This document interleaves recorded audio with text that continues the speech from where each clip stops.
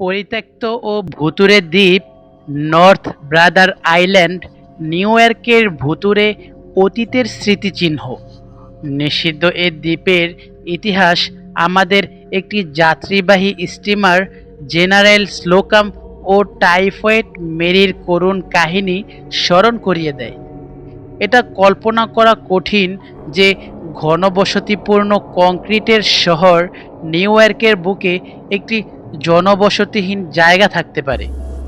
সত্যি আছে, আসলে একটা গোটা দ্বীপ আছে, পরিত্যক্ত ভুতুড়ে দ্বীপ। এটি নিউ ইয়র্ক সিটির ইস্ট রিভারে পাইলটিংয়ের সময় এটি চোখে পড়ে।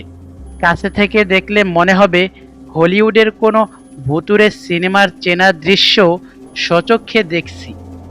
কৌতূহলবশত ঘাটাঘাটি শুরু করি এ রহস্যময় দ্বীপের ইতিহাস নিয়ে, আর তাতে যা বেরিয়ে এলো তা ভুতুড়ে সিনেমার গণবাহিনীর তুলনায় কোনো অংশে কম যায় না।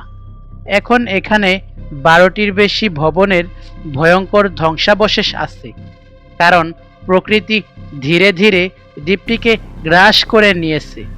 কিন্তু এই ভেঙে পড়া দেয়ালগুলো কি রহস্য ধারণ করে এবং কি ভয়াবহ ঘটনা ঘটেছিল এ রহস্যময় দ্বীপের তীরে? নির্জন এ ভবনগুলো রিভারসাইড হাসপাতালের ধ্বংসাবশেষ।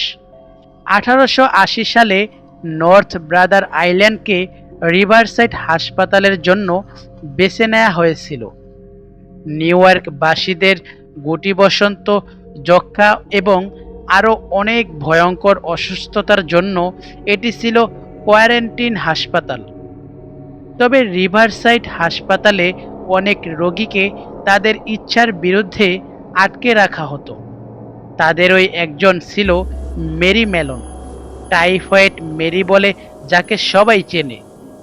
উপসর্গবিহীন টাইফয়েড জ্বরের ব্যাকটেরিয়া বাহক হিসেবে তাকে নর্থ ব্রাদার আইল্যান্ডে রিভারসাইড হাসপাতালে 3 দশক ধরে আটকে রাখা হয়।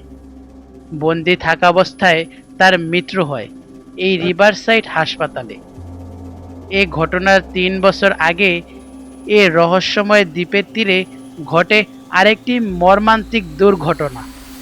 9 অথবা 11 এর আগে এটি ছিল নিউ ইয়র্ক সিটিতে সবচেয়ে বড় প্রাণহানির ঘটনা।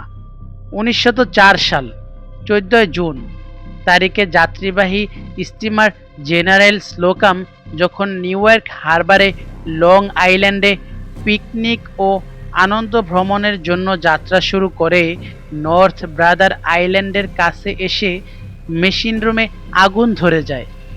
আগুন দ্রুত স্টিমারের অন্যান্য অংশে ছড়িয়ে পড়ে। আগুনে পুড়ে বা ডুবে ভয়াবহ এ দুর্ঘটনায় প্রাণ হারায় 1000-এর বেশি মানুষ। অধিকাংশ মৃতদেহ সমাধিস্থ করা হয় এই দ্বীপেই। 1950 সালের দিকে মাদকাসক্ত কিশোর কিশোরীদের জন্য একটি পুনর্বাসন কেন্দ্র হিসেবে দ্বীপটিকে ব্যবহার করার উদ্যোগ নেওয়া হলেও নানা কারণে সেটা হয়ে ওঠেনি। সেই থেকে 50 বছরের বেশি সময় ধরে নর্থ ব্রাদার আইল্যান্ড একটি জনবসতিহীন পরিত্যক্ত ভুতুড়ে দ্বীপ, নিউ ইয়র্কের নিষিদ্ধ জায়গা।